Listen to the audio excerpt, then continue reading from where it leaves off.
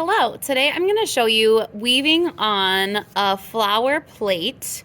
That's going to be our loom, and then our weft strings are going to be the yarn that we weave through it. And this is kind of an in-progress piece. You can actually weave all the way out to the edge of the petals here where they start to get narrow again.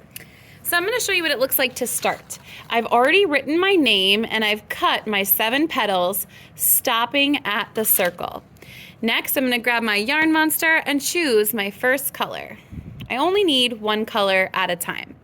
To start, I'm going to get the end of the string and I'm going to tuck it under one flower petal.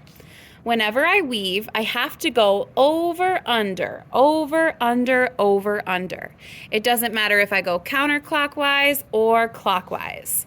For me, it works best to do it this way, and then I know that the front's gonna look really nice. So my red string went under this flower petal, so I skip over this one. Then I can use my hand to lead the string through the cuts under the second petal. I can pull it a little bit towards the center, but it's a pretty thin paper plate, so I don't want to pull so much that I rip it. If so, it's fine, we can tape it. So I skip over, go through these to go under. I don't even have to worry about this string. All the little ends or tails can just be on the back. Under, skip over, then go under and over. Because there's an odd number of petals, 1, 2, 3, 4, 5, 6, 7, when I start on the second round, it's going to be opposite from the one before it, and that's what helps make the continuous row of color. So now, this one, I'm going over, and then I skip under. And again, I kind of just gently pull it over, under, over,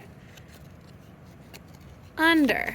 Turn, over, under, turn, over, under, tighten, and keep turning. I'm going to go until I get to the end of my string. Over and under, in and out of those flower petals.